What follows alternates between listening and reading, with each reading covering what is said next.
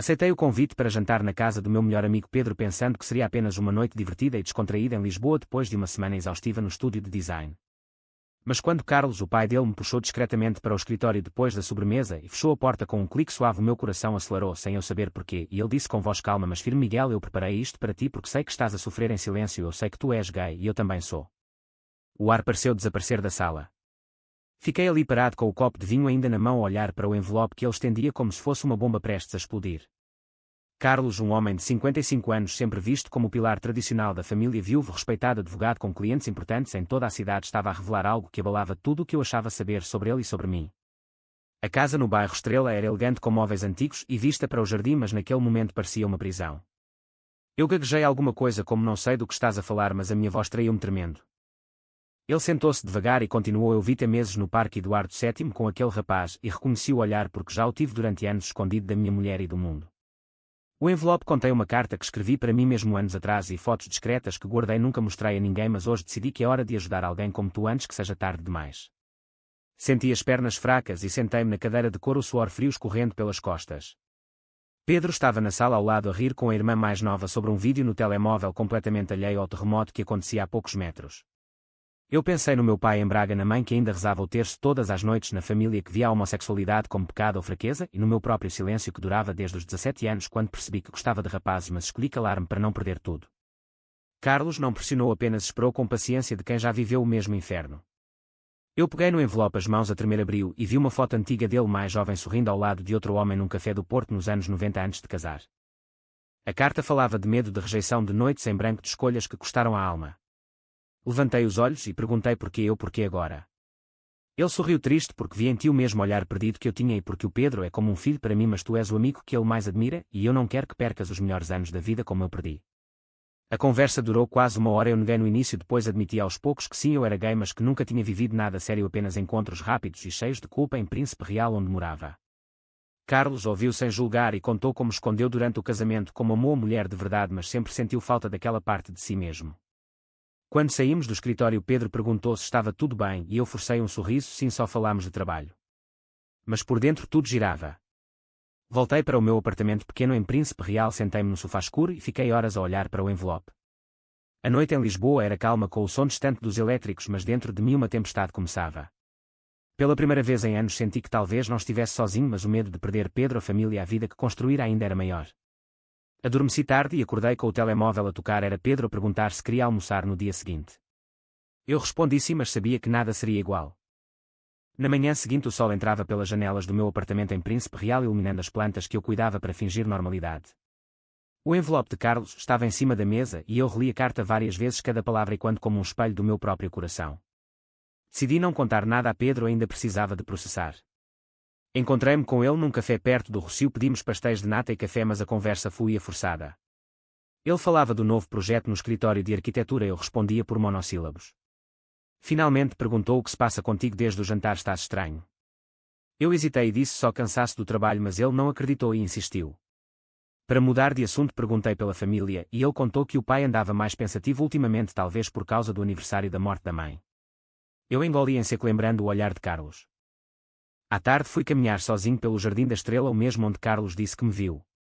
Sentei-me num banco e pensei na minha vida em Braga, as festas familiares, os comentários da tia sobre arranjar uma namorada, o silêncio que eu mantinha desde a universidade. Liguei para a minha mãe em Braga e a conversa foi normal, mas quando ela perguntou se tinha conhecido alguém especial eu menti: não, mãe, ainda não. Desliguei com um nó na garganta. Nessa noite encontrei-me com um amigo gay do bairro chamado Ricardo, que trabalhava num bar em Barro Alto. Contei-lhe tudo por alto e ele disse: cara, o Carlos está a dar-te uma oportunidade que muitos não têm, aceita, vai falar com ele outra vez. No dia seguinte mandei mensagem a Carlos e marcámos para tomar café perto do Tejo. Ele chegou pontual, terno cinzento, sorriso caloroso. Sentámo-nos num terraço com vista para o rio e ele perguntou: como estás? Eu respondi confuso, assustado, grato. Ele contou mais sobre os anos 90 em Portugal, quando ser gay era quase crime social, como casou para agradar à família, como a mulher descobriu anos depois, mas escolheram ficar juntos por amor aos filhos. Eu perguntei: e o Pedro sabe? Ele abanou a cabeça: ainda não, mas talvez um dia. Falámos durante horas sobre medo de rejeição, sobre a evolução da sociedade portuguesa, o casamento igualitário, o orgulho em Lisboa, mas como dentro de casa ainda há silêncios. Quando me despedi senti um peso menos nos ombros, mas o conflito interno crescia. Pedro ligou à noite e disse que o pai lhe perguntara por mim com um tom estranho. Eu desconversei, mas o mal-estar instalou-se. Na cama pensei em como o segredo de Carlos agora era também o meu e como isso podia mudar tudo. No dia seguinte, no estúdio de design em Chiado, um colega fez um comentário inocente sobre um cliente gay e eu senti-me exposto pela primeira vez. O dia arrastou-se e à noite voltei a ler a carta. Comecei a escrever a minha própria carta nunca enviada sobre o que sentia por Pedro, não como amante mas como irmão que eu não queria perder. O sono veio tarde e com ele sonhos confusos de jantares e revelações.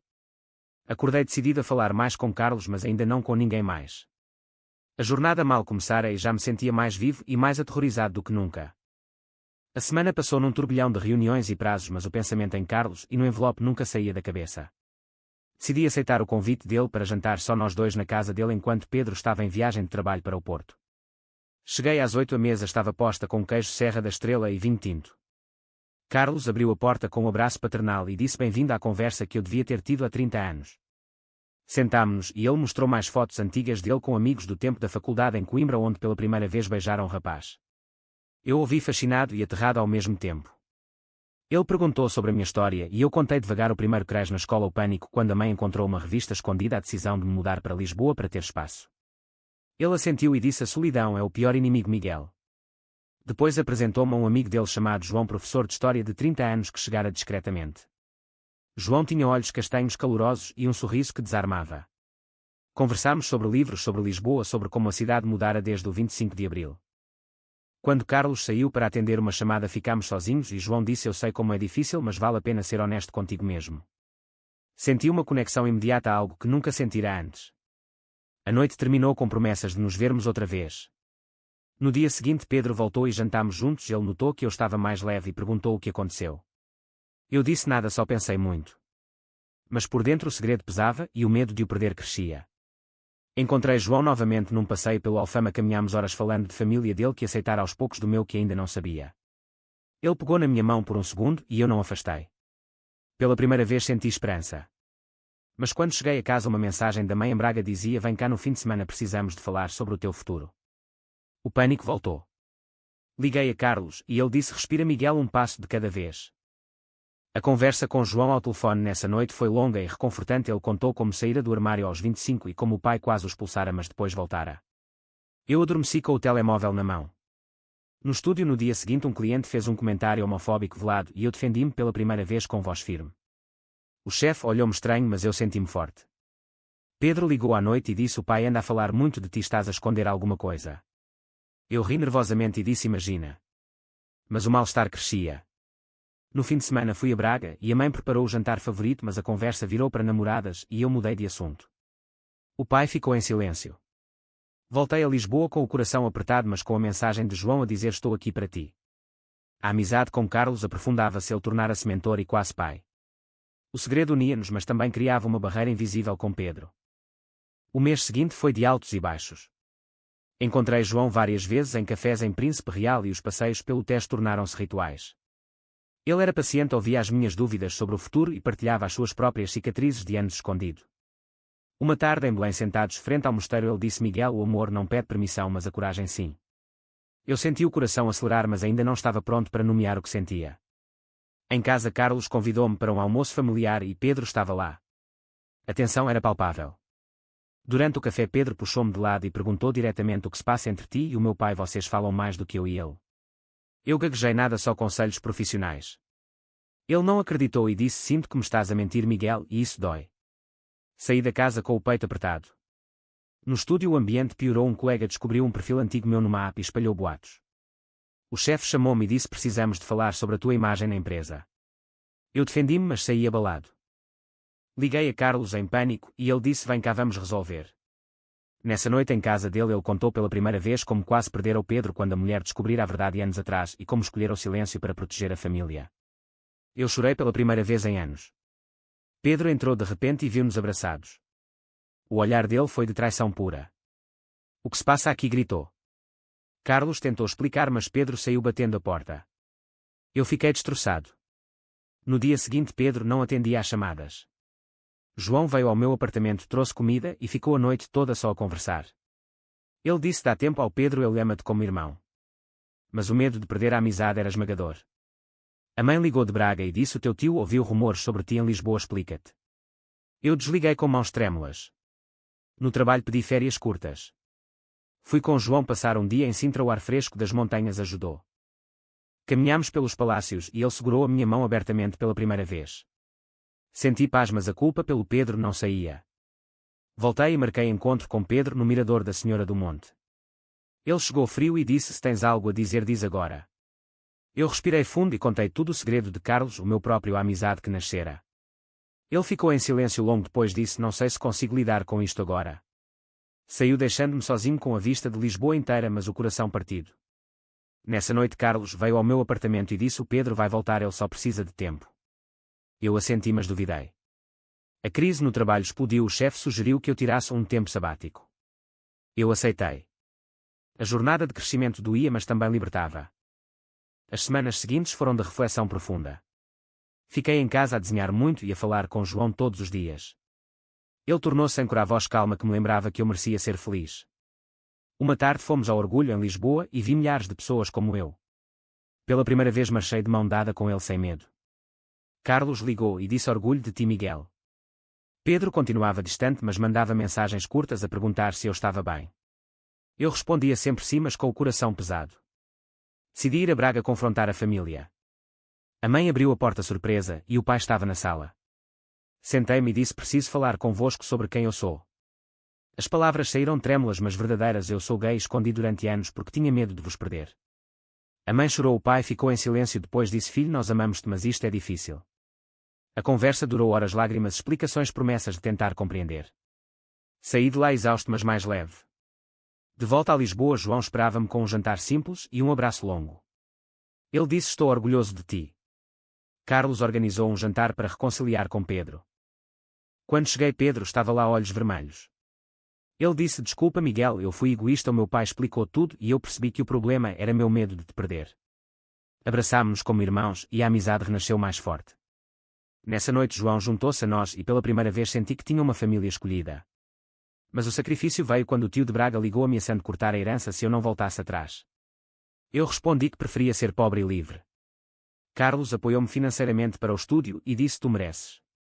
O trabalho melhorou quando o chefe viu a minha dedicação renovada. Uma viagem rápida a Porto com João e Carlos para ver os locais da juventude dele fechou o círculo. No Cais do Douro, Carlos disse: aqui comecei a esconder-me e aqui vejo-vos livres. Eu e João caminhámos de mãos dadas e pela primeira vez disse as palavras: eu amo-te. Ele respondeu o mesmo. O crescimento era real, o medo dava lugar à coragem. Pedro tornou-se aliado e até ajudou a contar à irmã. A vida ganhava cores novas. Os meses passaram e a primavera chegou a Lisboa com flores nos parques e luz mais longa. Eu e João mudámos para um apartamento maior juntos com vista para o Tejo. As noites eram de conversas profundas e risos simples. Carlos visitava-nos muitas vezes e Pedro tornara-se parte da família. Uma noite organizámos um jantar em casa e todos vieram, a mãe de Braga ainda hesitante mas presente, o pai de Pedro a sorrir. A mesa estava cheia de comida portuguesa e histórias. Eu olhei à volta e senti gratidão profunda. O segredo que me atordoara tornara-se ponte para a verdade. No fim do jantar Carlos levantou o copo e disse: a coragem de ser quem somos. Brindámos e eu apertei a mão de João debaixo da mesa. A viagem a Cascais no fim de semana seguinte foi mágica, caminhámos na praia ao pôr do sol e ele abraçou-me forte. O vento do Atlântico levava embora os últimos medos. No trabalho promovi-me e comecei a mentorizar jovens designers sobre a autenticidade. A família em Braga ligava mais e, embora não fosse perfeito, o amor estava lá. Pedro e eu voltámos a ser inseparáveis, planeando viagens juntos. Carlos finalmente contou ao filho toda a história e Pedro abraçou-o com lágrimas. A sociedade portuguesa evoluía, mas nós evoluímos mais rápido. Uma manhã no Príncipe Real vi um casal idoso gay de mãos dadas e sorri pensando no futuro. Com João ao meu lado tudo parecia possível. A jornada do choque à aceitação ensinara-me que o amor verdadeiro começa por dentro. No último jantar em Estrela, Pedro disse: obrigado por me mostrares que a amizade sobrevive à verdade. Eu respondi sempre. A vida continuava rica de possibilidades. É verdade que enfrentar os segredos mais profundos sempre destrói as relações ou pode fortalecê-las para sempre. Verdadeiro ou falso?